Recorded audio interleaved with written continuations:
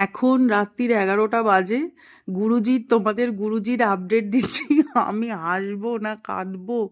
আমার মেয়ে ফোন করে বলছে যে আমার মা, আমার মেয়ে আর গল্প, গোপলা, গনসা, হুঙ্কার, দুর্জয় সব ওরা যারা যারা আর কি শোয়ে একসাথে শুয়েছে।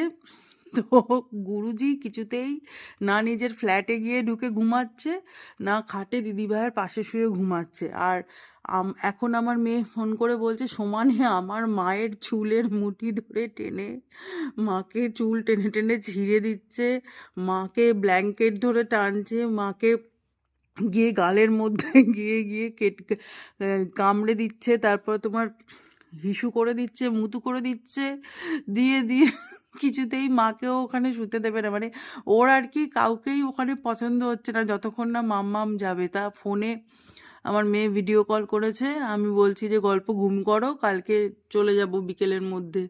তখন ফোনে স্ক্রিনে চাটু চাটু করে দিচ্ছে। তো এই দুষ্টুমি করছে সারাদিন, খাটের তলায় ঢুকে অভিমান করে বসেছিল, খাওয়ার সময় একটু খেয়েছে। এই আমার 14 গুষ্টিকা তুষ্টিকা পিণ্ডিকা ভাগ্য ভালো। আর এখন এই রকম মন খারাপ করে তিনি এই সব শুরু করেছেন। এই হচ্ছে গুরুজির আপডেট। কালকে আমি বাড়ি যাই, তারপর গুরুজিকে কোলে নিয়ে তোমাদের সাথে শেয়ার করবো। আর ভালো কথা, আর বড় মামা মানে আমার বড় ভাই তজু ভাই, তজু সকাল থেকে নাকি দিদি ভাই বেরিয়ে যাওয়ার পর থেকে তার মেজাজ একেবারে আগুন হয়ে রয়েছে। সে নাকি মানে তার এত রাগ, সে যা পাচ্ছে হয়কে নয় আর নয়কে হয় করে দিচ্ছে। এই চলছে আমার বাড়িতে পরিস্থিতি। আমি কি করে কোথাও বেরোবো বলতে পারো তোমরা?